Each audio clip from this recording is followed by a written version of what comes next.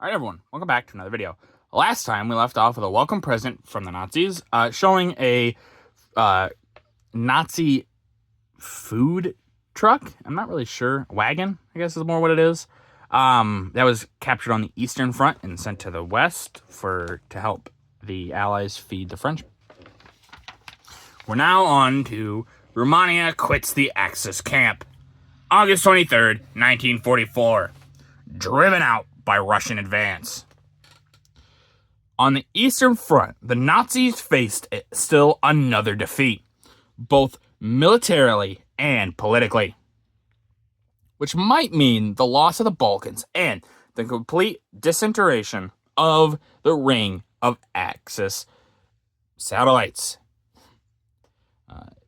As the Red Army unleashed a new offensive toward the Ploesti oil fields and Bucharest, young King Michael announced Romania had accepted the Soviet-British-American armistice terms and would henceforth fight on the side of the United Nations.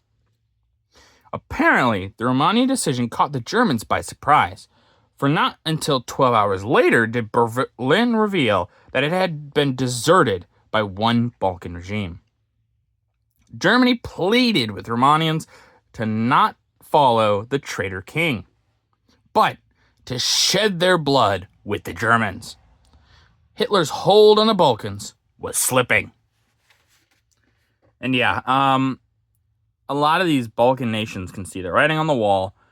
They are realizing we're going to lose, and they don't want a Soviet invasion. They want independence after this. You're not going to have much independence if the Soviets invade. It's going to be you're going to be a Soviet puppet. Not really many people want that. So Romania, the king accepts, starts fighting for the Allies. I don't believe he's going to lose very much territory for this surrender. I think this happened in World War I with them as well, I believe. But yeah, he'll be fighting on the side of the Allies now, and it is another ally for them, and just one more nail in the coffin of the Germans.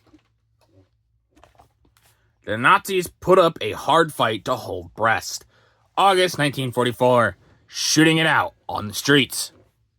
While one American soldier sprawls amid the rubble in a street of this great port, another crouches in a doorway with pistol aimed at snipers hiding out across the street. You can see he's just trying to look like a piece of rubble so that he can move up, take care of the snipers, and then allow others to move up with him. At the bottom, infantrymen dash across the street while as a white phosphorus shell explodes almost in their midst during the bitter fighting for the city, which did not capitulate until September 20th. Yeah, white phosphorus, dangerous stuff, awful stuff. These guys are lucky not to have been hit by it. It'll mess you up quite a bit. And yeah, this city holds for, it's about a month. I'm not sure exactly because they don't give a date exactly, but I'd say around a month, seeing as how it's still August, near the end, and September 20th, that's quite a while. The Germans don't want to give this up. They want to try to bog down the Allies as much as possible. This is one of the ways you're going to do it. Fierce fighting for the city of Tulon. August 24th, 1944. The 77th Army meets resistance.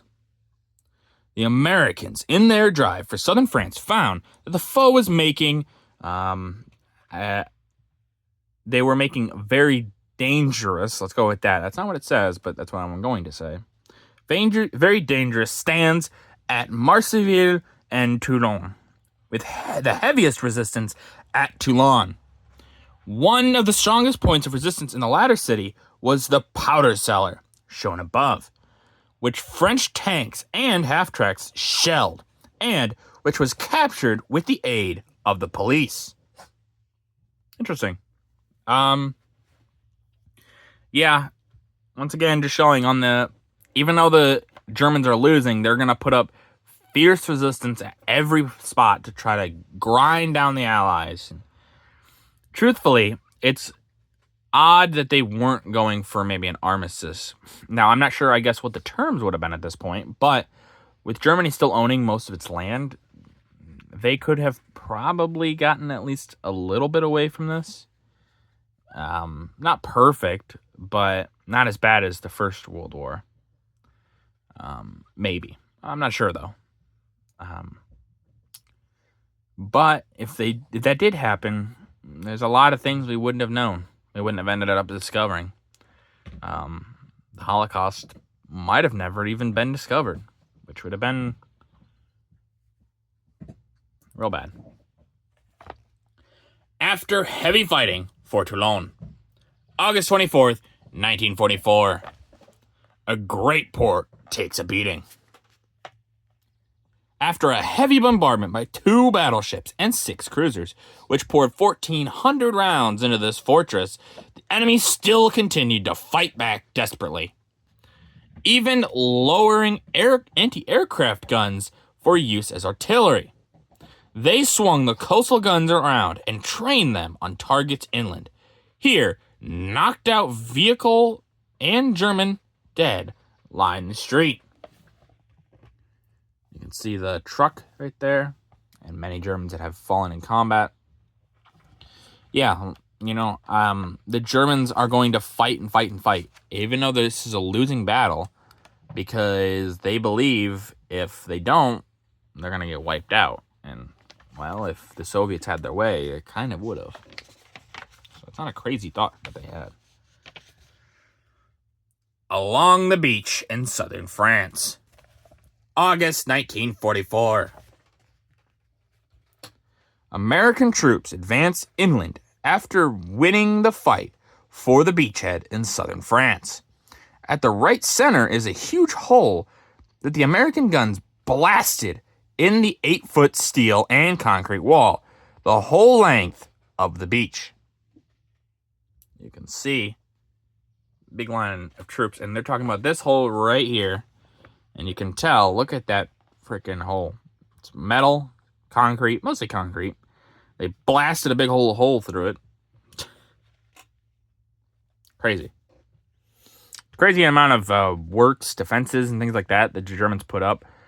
Obviously they have a supply problem for most of the war. So the fact that they had a lot of this stuff up and running is kind of crazy in my opinion. It's just wild. The day of glory arrives for Paris, August 25th, 1944. Le jour de gloire est arrivé. Don't know if that's how it's pronounced, but I'm gonna try. Paris, liberated after 4 years of German tyranny. This was the announcement that swept the civilized world on Wednesday, August 23rd. The next day, the world learned that this announcement had been premature, and that parts of the great French city were still infested with German troops, who were still holding out. It was not until 2 days later, August 25th, that Paris was actually free, and enemy resistance, discounting sniper incidents, had ceased. What actually happened was that on August 21st, 50,000 armed French patriots began fighting the German garrisons within the city. After 5 days of fighting, the German commander called for a truce and agreed to surrender, having time to reorganize his defense. He violated the truce and once more took up the task of battling the patriots for possession of the city. The Allied command had conceived and supported the idea of the city being liberated by Frenchmen. When it was found that the patriots needed help, General Omar N. Bradley, commander of the 12th Army Group, pulled the 2nd French Armored Division out of its position in the Seine and sent it, with certain American forces, towards Paris. A series of obstacles outside the city were overcome, and on late Thursday, the 24th, the vanguard of General Jacques Leclerc's French troops reached the heart of the city. On Friday, French headquarters proclaimed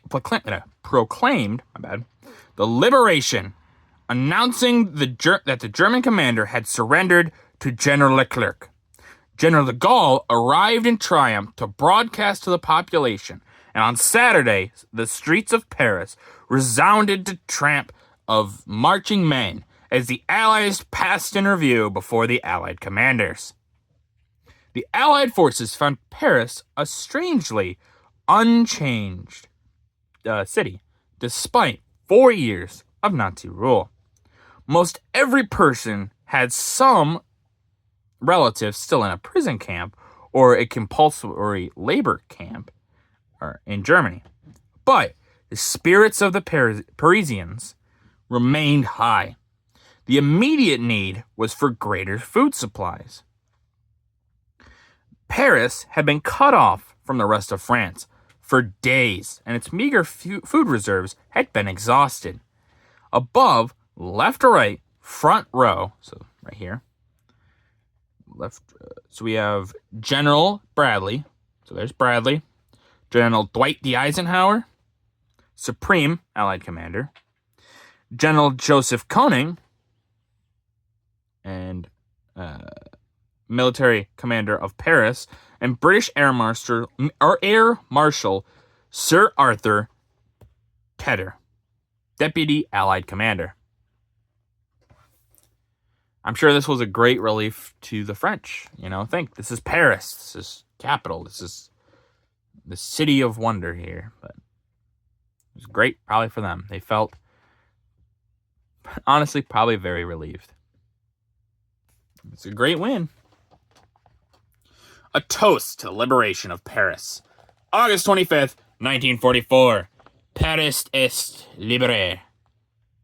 A toast with rare old cognac that this French resident of Cherbourg had hidden for the day of liberation. Is drunk with one American soldier in Cherbourg as Le Presse, the Cherbourg newspaper, shown on the table, heralds the French capital's liberation from 4 years of Wehrmacht rule. This scene was repeated in thousands of French homes and cafes. What a great sight, I'm sure for these people, it's just, we did it. I mean, for a lot of people here, we did it. We've freed France, which is not true yet, but this is a big step. Paris is free. France is next, but Paris is free. And for now, we're going to celebrate that. It's just something small. In the grand scheme of things, it's a small win. But for people, it matters a lot. And with that, that's going to do it for this video. If you guys liked the video, leave a like. If you didn't, leave a comment. Tell me what I can improve on. I always appreciate your feedback. And as always, subscribe. It really does help out the channel. Thank you.